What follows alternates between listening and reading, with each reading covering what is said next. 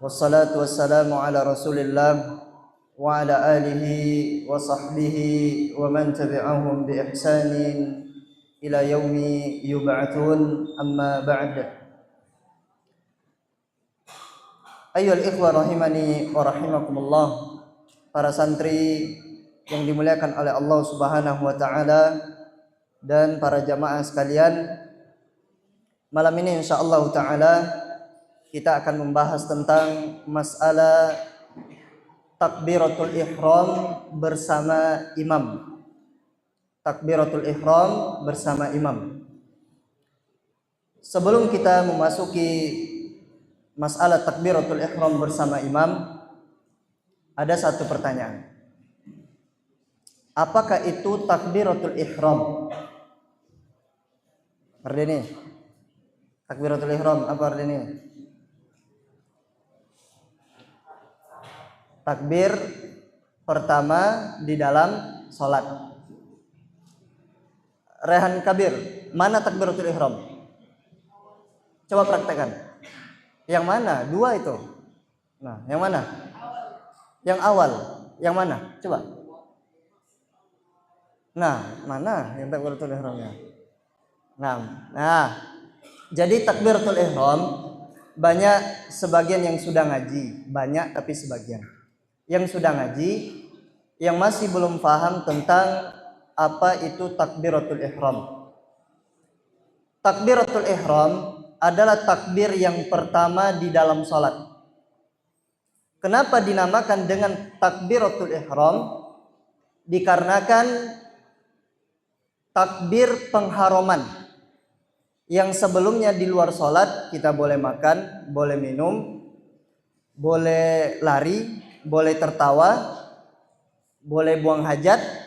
Nah, ketika antum sudah takbir yang pertama, maka diharamkan untuk melakukan hal yang boleh di luar salat. Paham? Nah, itu takbiratul ihram. Nah, takbiratul ihram ini ada beberapa kesalahan yang insyaallah sebagian antum sudah tahu. Ketika antum salah mengucapkan takbiratul ihram, maka salat antum tidak sah, atau bahkan dianggap antum belum salat. Beda dengan salatnya batal. Salat batal, contohnya antum sudah nyampe ruku, tiba-tiba salat antum batal.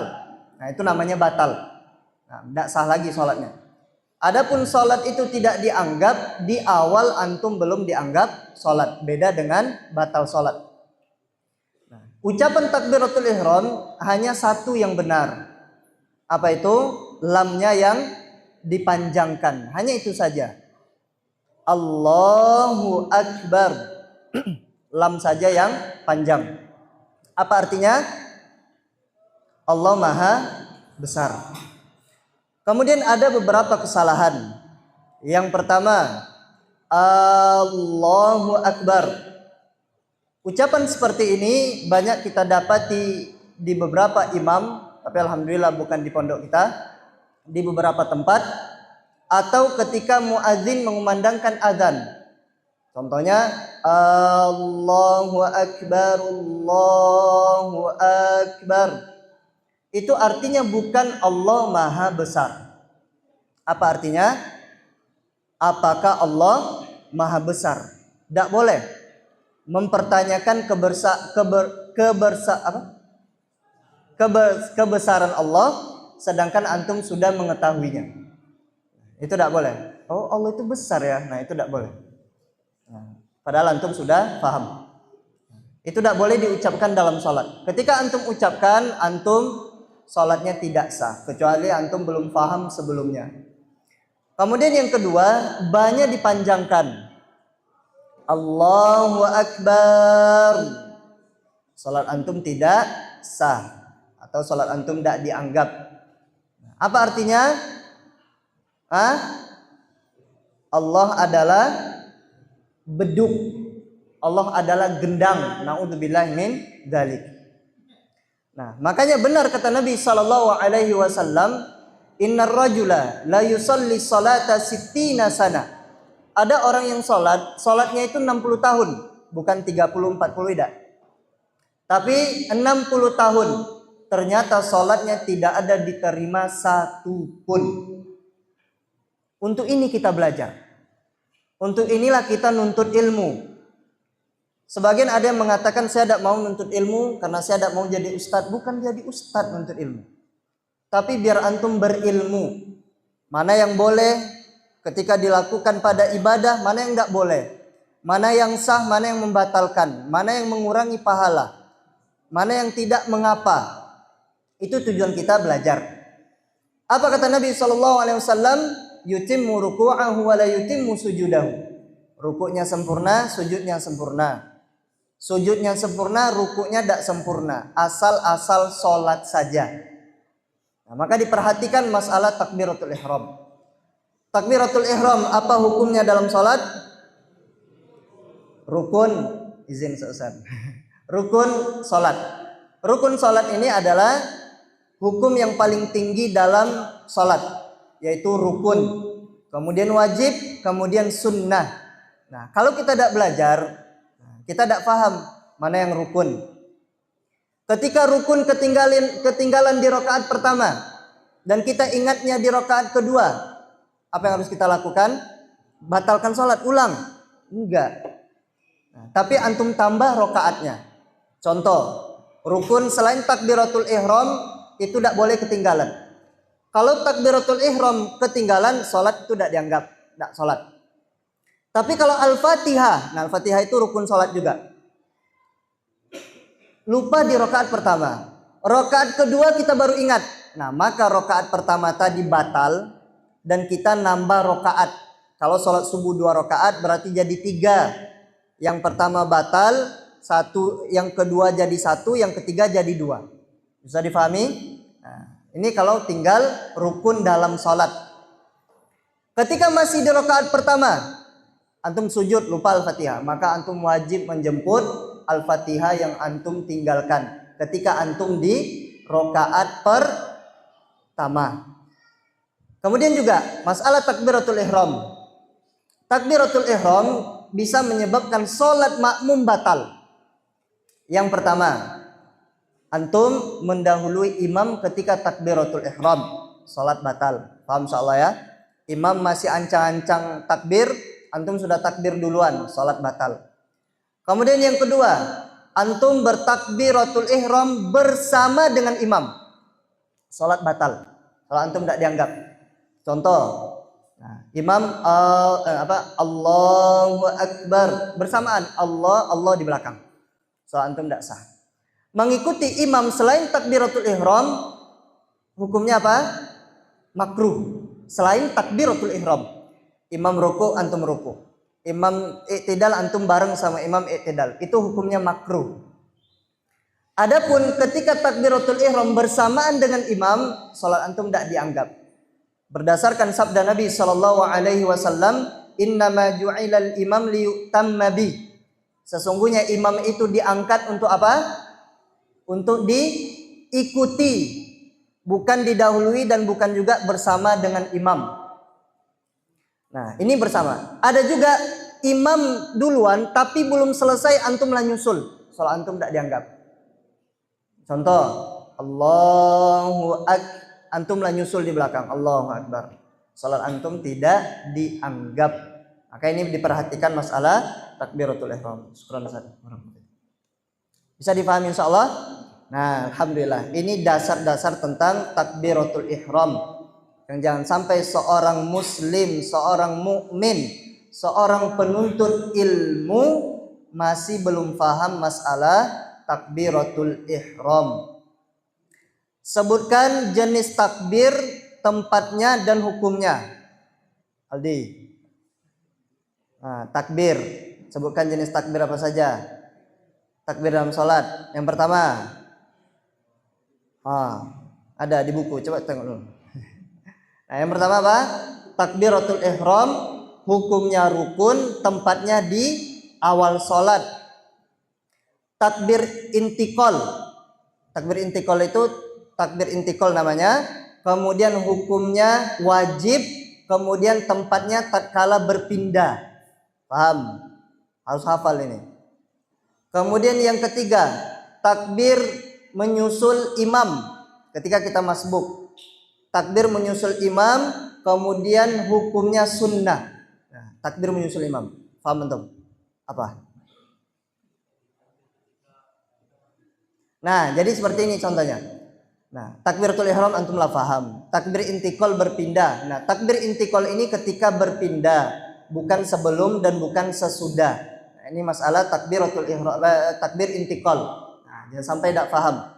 Sebagian madhab itu mengatakan siapa yang takbir setelah sempurna gerakannya, sedangkan itu ketika berpindah, maka sholatnya batal. Sebagian madhab ada yang berpendapat demikian, sebagaimana yang disebutkan di dalam kitab Syarhul Mumti' li Ibn Utsaimin rahimallahu taala.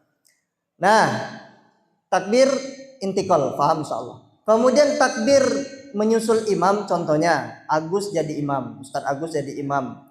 Sudah ruku, kemudian datang Ustadz Fauzan. Nah, Ustadz Fauzan ketika Agus ruku, Fauzan harus ngapain dulu? Apakah langsung takbir? Apakah langsung ruku? Dah. Kalau langsung ruku, sholat antum tidak sah. Kenapa? Meninggalkan takbiratul ihram. Nah, yang pertama Fauzan berdiri dulu di belakang. Allahu Akbar. Ini hukumnya rukun, tidak boleh ditinggalkan. Kemudian setelah itu apa? Nah, takbir nyusul Ustadz Agus ketika ruku, ini yang namanya takbir sunnah. Nah, boleh antum takbir nyusulnya, boleh tidak takbir. Nah, ini harus difahami. Nah, takbiratul ihram. Seorang mukmin harus bersegera mendatangi masjid agar mendapatkan takbiratul ihram bersama imam.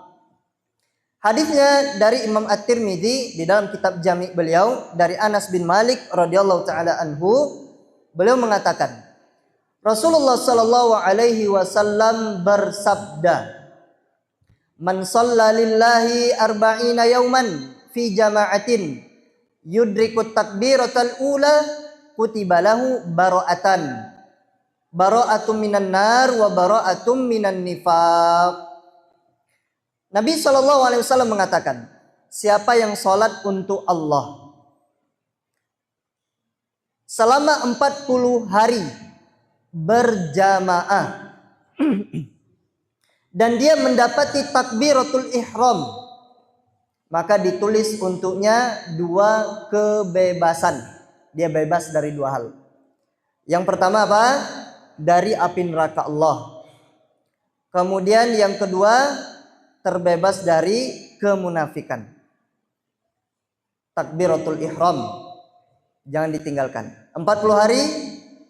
Nah, maka antum ditulis 2 kebebasan dari neraka dan dari sifat kemunafikan. Disebutkan hadis ini adalah hadis yang sangat agung, yang menjelaskan besarnya pahala dan indahnya tempat kembali surga. Karena tadi disebutkan apa? Bebas dari neraka. Karena di akhirat nanti tempat hanya 2, nggak ada yang ketiga. Surga dan neraka. Ketika kita berharap Allah bebaskan kita dari neraka, maka berarti kita masuk surga.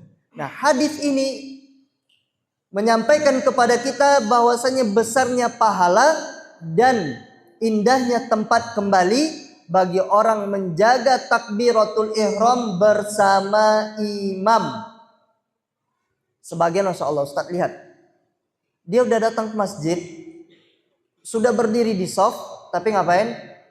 Ngobrol, tidak takbir bersama imam. Nah, ini juga termasuk kekurangan yang tidak didapati oleh Qismul Aman ini. Nah, Qismul Aman. Nah, ya mudah-mudahan dengan dia menjaga keamanan, dia mendapatkan udzur dari Allah Subhanahu wa taala. Nah, kenapa orang takbir dia jaga di belakang? Nah, maka orang yang menjaga takbiratul ihram bersama imam, takbiratul ihram bukan sujud terakhir bersama imam, bukan tahiyat awal bersama imam, bukan. Tapi takbiratul ihram bersama imam. Dia menjaganya agar tidak terluput dari takbiratul ihram. Dan bukanlah maksud hadis yang telah kita sampaikan dengan menyebut 40 hari. bukan untuk membatasi kemudian terputus, bukan. Tapi dia terus menerus. Dia terus menerus. Nah, bahwa konsisten itu bila berlangsung terus menerus dalam masa tertentu, karena pada umumnya seseorang itu berlezat-lezat dalam ibadah dan merasakan manisnya ibadah. Nah, jadi apa? Bisa disebutnya seseorang istiqomah itu setelah 40 hari. Nah, sebulan itu masih pembiasaan, masih belum disebut istiqomah. Setelah itu maka dia akan merasakan lezatnya ibadah, istiqomahnya beribadah kepada Allah Subhanahu wa taala. Setelah 40 hari wa yadhhabu anhu takalluf, akan hilang beban berat yang dia tanggung. Yang awalnya sulit salat berjamaah di masjid, sulit menjaga takbiratul ihram, maka itu akan menjadi mudah. Kapan mudahnya? Raka. Kapan mudahnya? Kapan seseorang disebut sudah terbiasa beribadah? Nah, kapan Raka? Nah,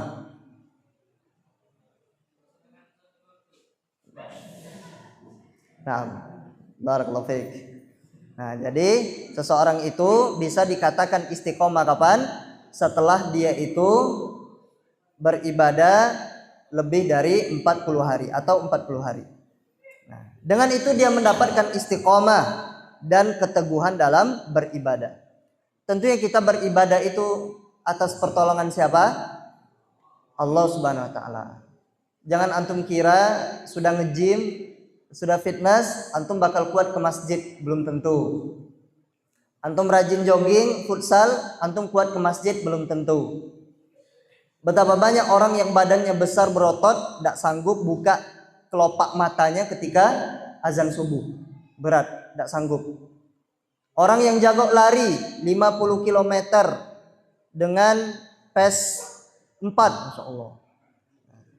Maka belum tentu dia sanggup jalan ke masjid walaupun dia tinggal di samping masjid. Belum tentu.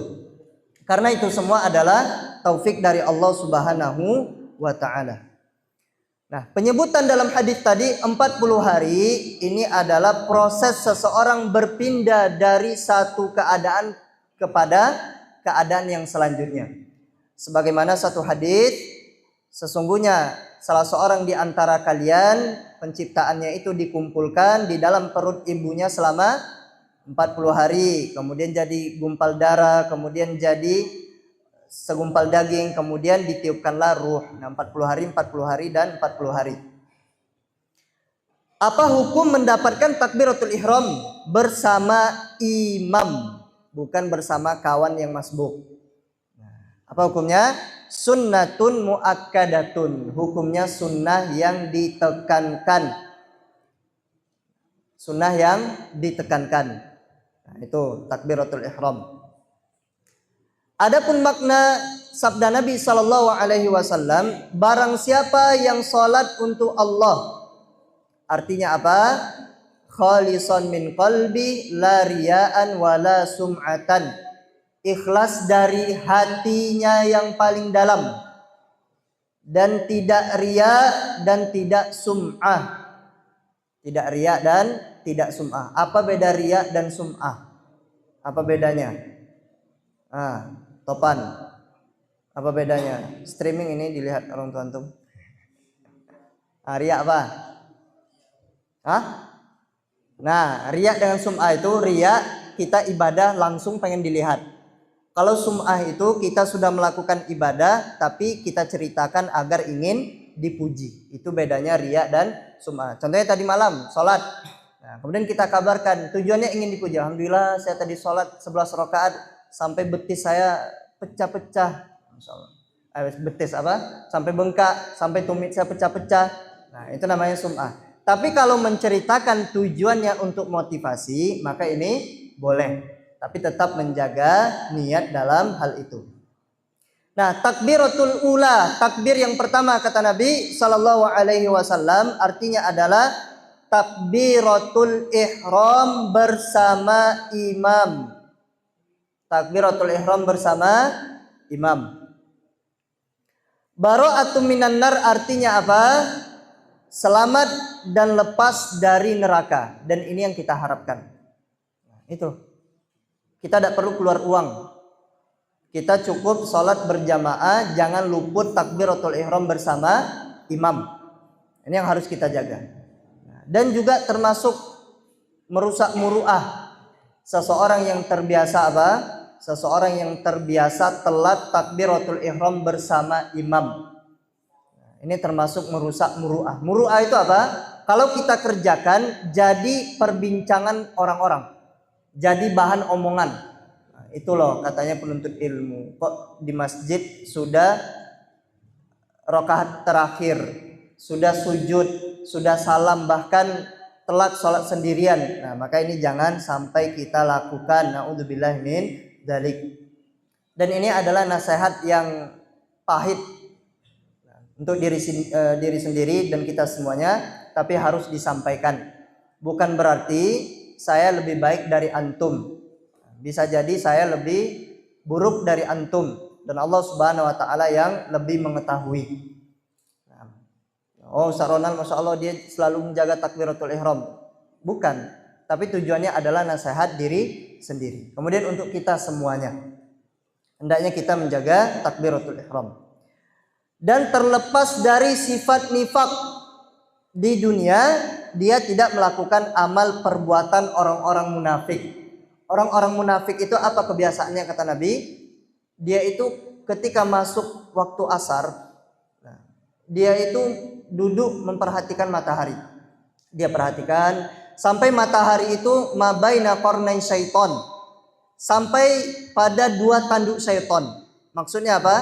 Nah, di awal-awal waktu maghrib, sudah hampir 15 menit atau 20 menit sebelum maghrib, dia baru sholat asar. Ini orang-orang munafik. Dia lihat nunggu waktu, nongkrong dulu, ngobrol. Nah, ketika syaitan sudah mau keluar pada waktu maghrib nanti, dia baru sholat. Nah, itu adalah sholat orang-orang munafik kata Nabi SAW. Kalau kita melakukan takbiratul ihram bersama imam terus menerus, kecuali ada udzur, dan demikian juga kita yang selalu takbiratul ihram bersama imam, jangan meremehkan orang yang telat takbiratul ihram bukan bersama imam, telat sholatnya, jangan kita remehkan. Karena orang yang sombong itu apa kata Nabi SAW? Apa? Tidak menerima kebenaran dan merendahkan orang lain. Nah, kita sebagai jamaah yang senantiasa sholat berjamaah takbiratul ihramnya bersama imam, maka kita berikan udzur kepada saudara kita yang masbuk. Jangan dijadikan ajang, oh, itu tuh yang masbuk tuh, betul kata Ustaz Ronald, ini masbuk ini masbuk ini. Tidak perlu. Tapi untuk diri sendiri. Jangan nunjuk orang lain. Perhatikan diri sendiri. Ini di dunia. Adapun di akhirat dia diselamatkan dari azab yang menimpa orang-orang munafik. Orang munafik azabnya di mana? Nerakanya di mana? Di kerak api neraka Allah Subhanahu wa ta'ala. Kita lihat bagaimana para salaf, para ulama salaf rahimahumullah ta'ala dalam menjaga takbiratul ihram bersama imam. Mereka memiliki perhatian yang besar dan sikap yang tinggi. Wa maqamun rafi'un, dan sikap yang tinggi. Tidak mau mereka meninggalkan takbiratul ihram bersama imam. Kenapa? Karena tadi disebutkan dia akan dibebaskan dari dua hal. Yang pertama, Nabi SAW. Beliau SAW adalah sebaik-baik teladan bagi kita, sebaik-baik contoh bagi kita. Beliau kata Aisyah radhiyallahu taala anha, anna Nabiy SAW yuqimu fi mihnati ahlihi. Hobinya Rasulullah SAW, karena kalau ketemu dengan fi'il mudhari' artinya apa? Kebiasaan, terus menerus, mudawamah, bukan sekali saja, tapi terus menerus. Nah, kata Aisyah radhiyallahu taala anha, Nabi SAW kebiasaan beliau di rumah, beliau membantu pekerjaan istrinya, pekerjaan keluarganya dibantu. Yuqimmu baitahu, beliau sapu rumahnya sendiri. Ini untuk bapak-bapak. Kemudian beliau tambal embernya yang bocor. Beliau sambung sendalnya yang putus. Beliau jahit pakaiannya yang robek. Tapi ketika beliau mendengarkan azan, beliau langsung ke masjid. Ini Nabi Shallallahu Alaihi Wasallam. Seakan-akan Nabi itu tidak kenal lagi dengan keluarganya. Solat, bantu keluarga, belajar. Tidur, waktunya tidur. Ketika masuk waktu solat, waktunya solat. Ini Nabi Shallallahu Alaihi Wasallam. Dan bahkan wasiat Nabi ketika nyawa itu berada di tenggorokan, apa kata beliau? Apakah beliau mengatakan mali, hartaku, saudaraku, anakku, keturunanku? Tidak. Apa kata beliau Sallallahu Alaihi Wasallam? As-salah, wa ma malakat aimanukum. Solat, kata Nabi SAW. Solat. Dan bertakwalah kalian kepada Allah terhadap budak yang engkau miliki. Solat. Nabi SAW mengatakan tidaklah satu kaum selalu mengakhirkan solat sampai akhirnya Allah akhirkan mereka. Bisa jadi sebab kaum muslimin ditindas sekarang ini oleh orang-orang kafir, oleh orang-orang kufar, sebabnya mereka meninggalkan solat. Umar bin Khattab ketika beliau ditikam perutnya oleh Abu Lu'lu' al-Majusi malam harinya, besoknya dibangunkan oleh salah seorang sahabat untuk sholat subuh. Bayangkan apa yang dikatakan oleh Umar, as-salah. Sama yang dikatakan oleh kekasih beliau Nabi SAW, solat. Padahal darah itu mengalir dari perut Umar bin Khattab radhiyallahu taala anhu. Jaga solat. Kita jangan sampai ngomong kita ini udah keren untuk ilmu tapi tidak solat. Apalagi tidak solat berjamaah di masjid.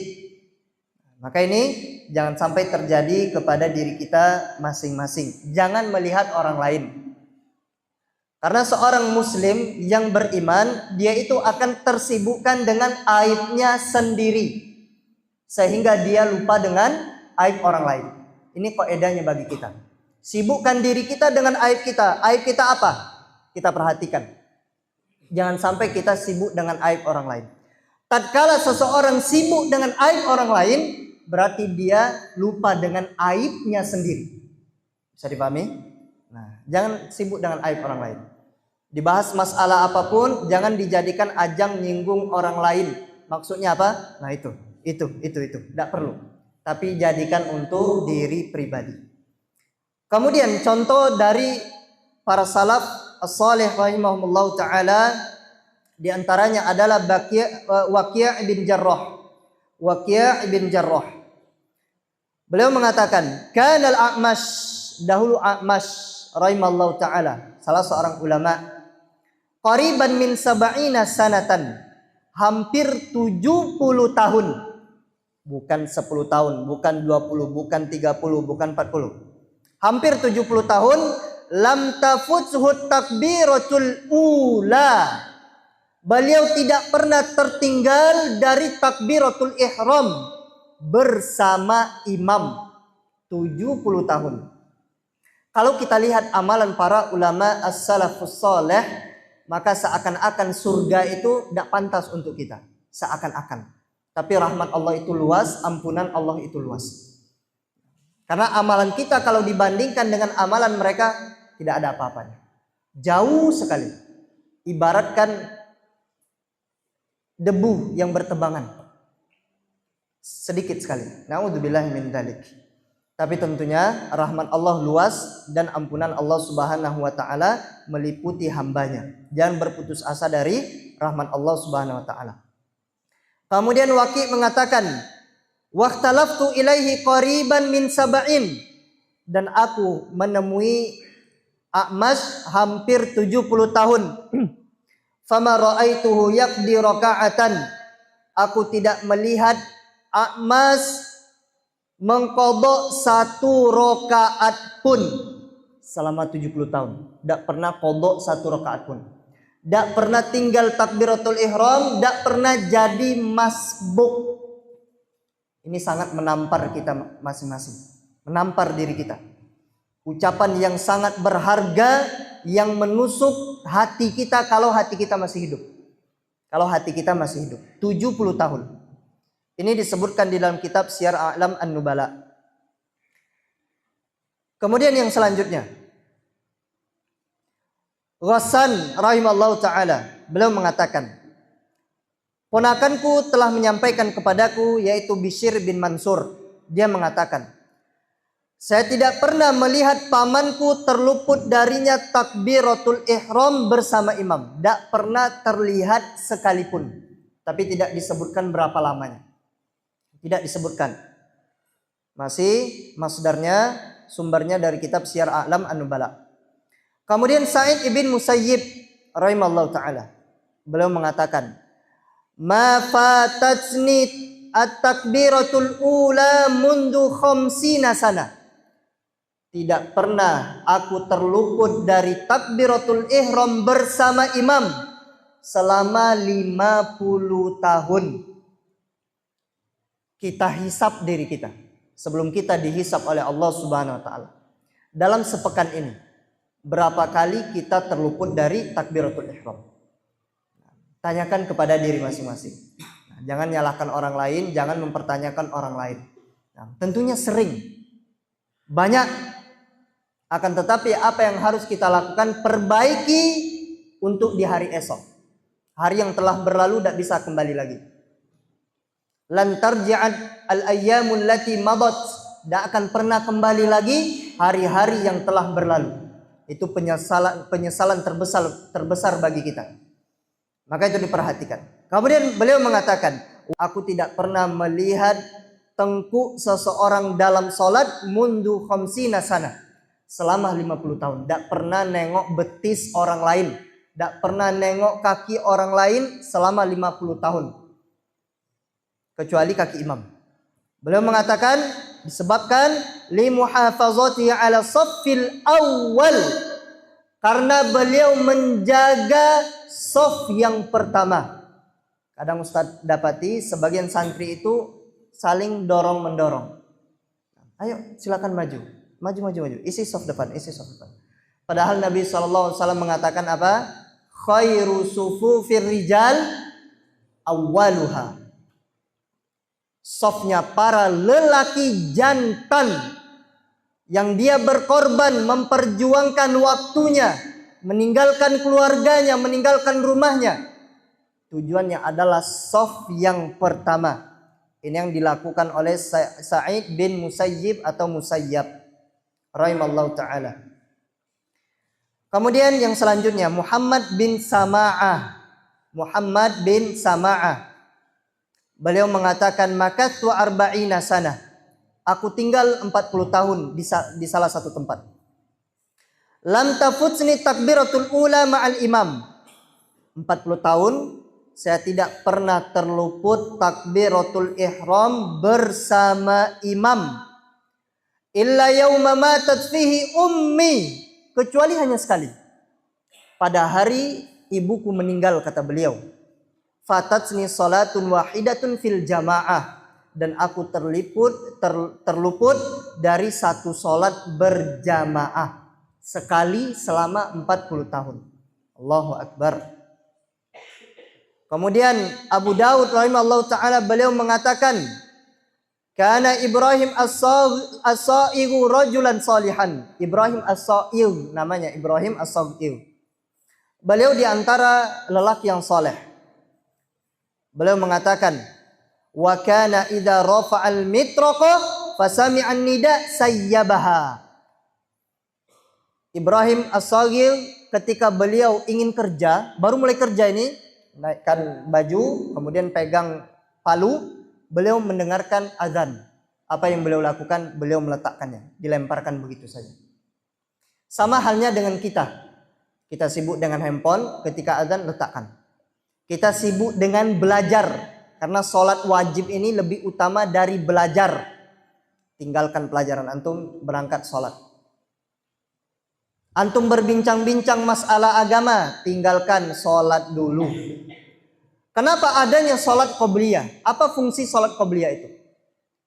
Sholat qobliyah itu adalah pemanasan kita agar kita nanti di sholat wajib kita lupa dengan dunia ini, kita fokus dengan sholat.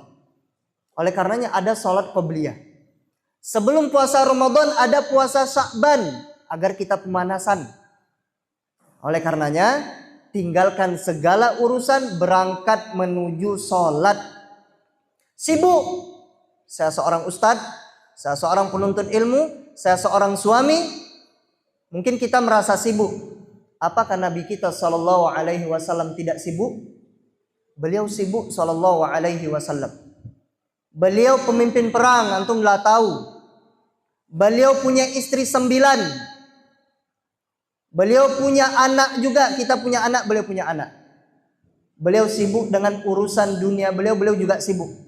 Urusan akhirat beliau apalagi? Urusan dunia beliau mengurusi kaum muslimin, yang sejatinya itu adalah urusan akhirat beliau, urusan agama. Tapi lihat, beliau seakan-akan tidak kenal lagi dengan keluarganya ketika azan telah dikumandangkan, ketika masuk waktu sholat. Kemudian Ibrahim At-Taimi rahimallahu ta'ala, beliau mengatakan, idza ra'aita ar-rajula yatahawanu fi takbiratil ula. Apabila engkau melihat seseorang yang meremehkan takbiratul ihram bersama imam. Meremehkan, nantilah ke masjid, tunggu dulu Ustadz Sahal masih membaca surah As-Sajdah hari Jumat ini. Nanti ketika sudah bangkit dari sujud tilawah. Nah, sujud tilawah maka dia baru gabung ketika Ustadz Sahal telah sujud tilawah. Nah, ini tidak boleh, terluput dari apa? Keutamaan takbir bersama imam. Ada orang-orang yang meremehkan demikian. Nantilah, masih lama. Ustaz Said contohnya baca la khairu fi katsirin min najwahum illa man amara bi shadaqatin. Kan agak panjang. Satu halaman. Nantilah ketika sudah di akhir-akhir ayat baru kita gabung. Nah, kata beliau apa?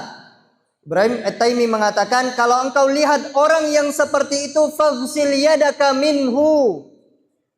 Sudah, cuci tanganmu darinya. Apa maksudnya? Sudah berlepas diri darinya karena tidak ada kebaikan dari orang tersebut. Tentunya ini siapa? Orang yang meremehkan. Kalau ada udzur, hujan, sakit perut, udzur-udzur yang lainnya, anak nangis tidak bisa ditinggal karena istri tidak di rumah. Kalau diajak pun dia tidak bisa karena masih bayi. Nah, maka tidak mengapa terluput. Ini termasuk udzur juga. Atau yang lain sebagainya karena sakit. Sampai pun di zaman Nabi Shallallahu Alaihi Wasallam ada orang yang sakit. Tapi beliau tetap ingin ke masjid, yuhada bainar rajulain, sampai dirinya itu dipapah oleh 2 orang. Bayangkan, ingin sholat di masjid, sakit. Maka usahakan sholat di masjid. Kemudian ada satu cerita. Cerita ini adalah dari Syekh Abdul Razak hafizallahu ta'ala, yang mungkin sebagian kita belum pernah mendengarnya. Beliau menceritakan, wa qad kana jaddi liwalidi. Aku punya kakek itu dari ayahku. Wa kana minal ubadis salihin. Beliau termasuk hamba yang saleh. Ini pujian cucunya yaitu Syekh Abdul Razak kepada kakek beliau, yaitu ayahnya dari siapa? Syekh Abdul Muhsin Al-Abbad hafizallahu ta'ala. Nah, beliau mengatakan kakek itu orang saleh. Kakekku itu orang saleh. Semoga Allah merahmatinya dan menempatkannya di surga Firdaus Allah yang paling tinggi. Dza'inayatin azimatin. Beliau memiliki perhatian yang besar dengan takbiratul ihram bersama imam. Besar perhatiannya dengan takbiratul ihram bersama imam. Bal mundu arafnahu, bahkan semenjak kami mengetahui beliau, ternyata beliau setiap hari masuk masjid sebelum azan asar. Ini kakek beliau. Sebelum azan asar itu beliau sudah masuk masjid. Kapan keluar dari masjid? Pulang ke rumah setelah sholat isya. Setelah sholat isya. Nah, jadi masuknya sebelum sholat asar, berarti asar, maghrib, isya itu sudah di masjid. Kharaja, dan beliau keluar dari masjid ketika sholat isya. Setelah selesai sholat isya. Dan demikian beliau masuk masjid untuk 2 sholat saja. masuk sholat subuh dan sholat zuhur. Nah, itu masuk tidak sambil nunggu, masuk sholat subuh dan masuk sholat zuhur. Kemudian nanti masuk untuk sholatnya di luar sholat asar, maghrib dan isya, insyaallah. Kemudian wa adhkuru anna ba'dha talabatil ilmi sa'alu al-walidah. Dan aku ingat kata Syekh Abdul Razak bahwasannya sebagian penuntut ilmu, bisa jadi ini adalah murid dari ayah beliau, hafizahumullah ta'ala. Mereka bertanya kepada ayahku di hadapan kakekku tentang kebenaran cerita kakekku itu. Faham ceritanya gimana? Nah, jadi ini setelah diceritakan tadi, dapat ceritanya. Kemudian murid-murid Syekh Abdul Muhsin ini, hafizallahu ta'ala, beliau nanya, benar tak Syekh? Ini kepada ayah Syekh Abdul Razak.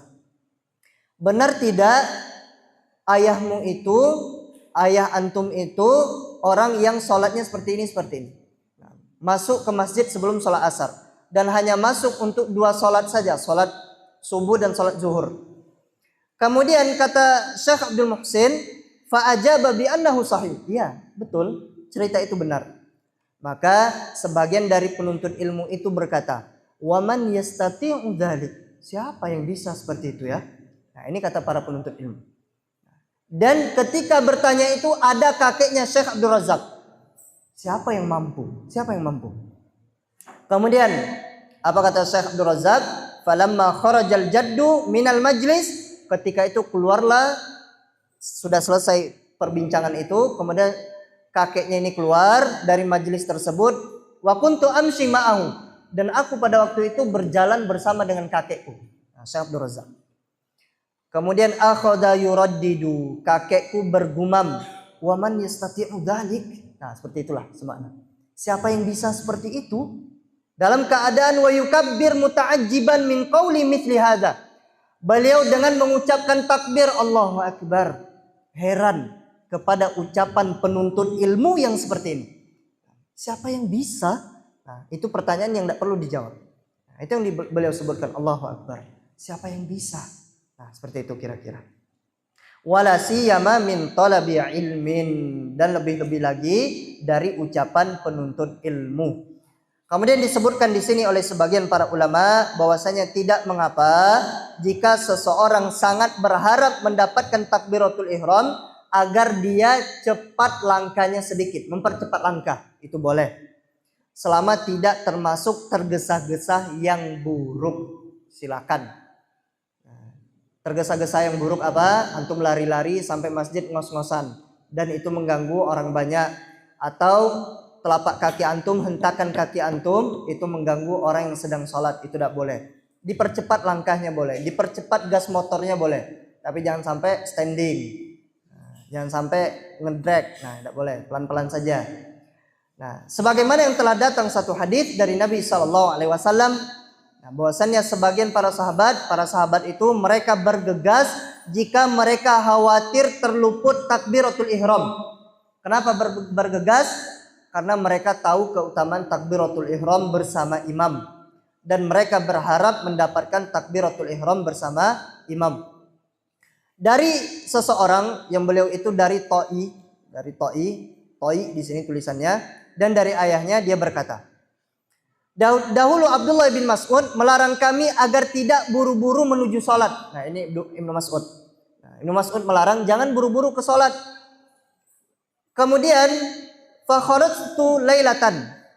Kemudian orang ini mengatakan, yang menyampaikan cerita ini, aku keluar satu malam dan aku melihat Ibnu Mas'ud berjalan dengan bergegas cepat-cepat ke masjid. Nah, ini kan bertabrakan ini. Beliau melarang, kok didapati ketika praktek cepat-cepat ke masjid.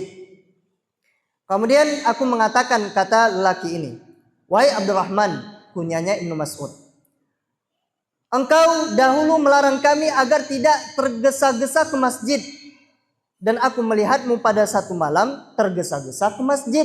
Nah, ini kenapa? Melarang kok cepat-cepat. Maka Ibnu Mas'ud mengatakan, inni badartu haddas shalah. Aku ini memburu batasan sholat. Memburu batasan sholat. Maksudnya minimalnya sholat. Apa itu? Yaitu takbiratul ula. takbiratul ihram. Nah, jadi ini bagaimana? Ada larangan dan ada praktek yang tergesa-gesa ke masjid. Nah, kita lihat ini terakhir insyaallah penutup. Kita dengarkan Syekhul Islam Ibnu Taimiyah rahimahullah taala. Beliau mengatakan, ini menunjukkan bahwa perbuatan itu tidak masuk kepada pelarangan Nabi sallallahu alaihi wasallam. Perbuatan Ibnu Mas'ud tidak masuk ke dalam larangan Nabi sallallahu alaihi wasallam. Karena para sahabat mereka yang lebih paham tentang apa yang mereka dengar dari Nabi sallallahu alaihi wasallam. Siapa yang lebih paham tentang agama selain Nabi sallallahu alaihi wasallam? Para sahabat. Jangan ragu, para sahabat. Mereka yang lebih paham tentang agama ini setelah Nabi sallallahu alaihi wasallam. Adapun Ibnu Mas'ud, beliau termasuk yang meriwayatkan hadis tentang larangan Nabi bergegas-gegas menuju sholat. Ibnu Mas'ud termasuk yang meriwayatkan hadis ini. Tapi beliau cepat-cepat. Kenapa? Karena konteks, ini perhatikan, konteks Nabi, hadis Nabi itu menunjukkan bahwa larangan dari Nabi hanyalah untuk orang yang tertinggal takbiratul ihram. Paham? Nah, ketika antum belum tinggal takbiratul ihram, nah antum dengar sawu vakum, nah antum baru di sini boleh gegas sedikit. Kenapa? Karena tidak masuk kepada larangan. Terlarang bergegas ke masjid kapan? Ketika antum sudah telat takbiratul ihram. Imam sudah mengucapkan tatajafa junubuhum, lah tinggal takbiratul ihram. Maka antum pelan saja, gas motornya pelan saja, jalannya pelan saja, tidak perlu jadi Valentino Rossi, tidak perlu. Pelan-pelan saja. Jadi paham ya, masalah pelarangan dan masalah bolehnya bergegas menuju masjid. Itu tadi ketika belum telat takbiratul ihram, bergegaslah ke masjid. Agak ngebut dikit silakan, tapi jangan sampai jatuh. Ketika telah lewat takbiratul ihram, baru antum tidak boleh bergegas ke masjid. Nah, kenapa? Karena larangan ini bahwasanya Nabi SAW mendengar bunyi hentakan kaki salah seorang sahabat yang ngos-ngosan ke masjid, kakinya hentak-hentak. Bahkan sebagian riwayat itu beliau sholat di belakang, kemudian jalan menuju shaf kaum muslimin, shaf para sahabat. Sedangkan Nabi dalam keadaan sedang sholat, beliau jadi imam. Nah, dan hadis ini sesudah turunnya pelarangan. Nah, sudah dilarang, kemudian masih ada yang bergegas-gegas. Adapun bergegas-gegasnya ketika apa? Ketika dia itu belum telat takbiratul ihram. Nah, ini ada dua pelajaran bagi antum dan bagi kita semuanya. Nah, di dalam hadis yang lain, Nabi mengatakan, "Idza sami'tumul iqamah famsu ila shalah." Apabila kalian mendengarkan iqamah, maka segeralah berjalanlah ke masjid. Maka berjalanlah ke masjid. Nah, dan umumnya orang yang rumahnya jauh dari masjid, ketika dia datang mendengarkan iqamah, maka dia terluput dari takbiratul ihram bersama imam. Nah ini. Nah jadi kalau rumahnya jauh, kalau dia pelan-pelan, tentu dia tinggal dengan takbiratul ihram bersama imam. Nah, jadi boleh dia agak cepat. Nah, kenapa? Karena takut terluput dari takbiratul ihram bersama imam. Dan lebih mengherankan lagi, kita tinggal tidak sampai 1 kilometer dari pondok, dari masjid.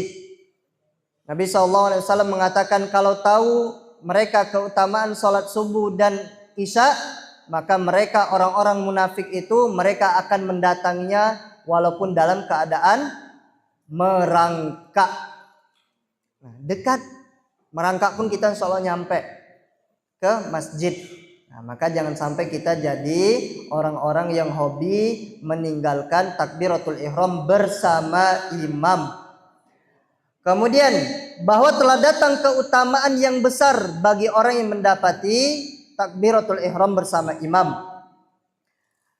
Dengan cara dia mendapati takbiratul ihram, yaitu dia datang menuju tempat sholat sebelum imam datang ke masjid.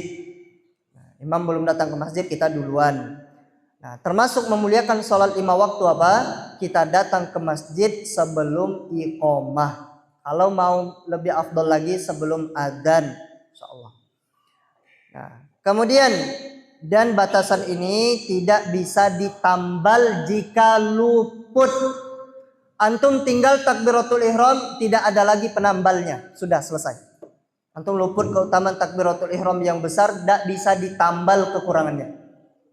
Antum tinggal 1 rakaat, bisa ada antum tambal kekurangannya? Bisa, dengan menjemput takbiratul ihram. Dan menjemput rakaat yang antum tinggalkan.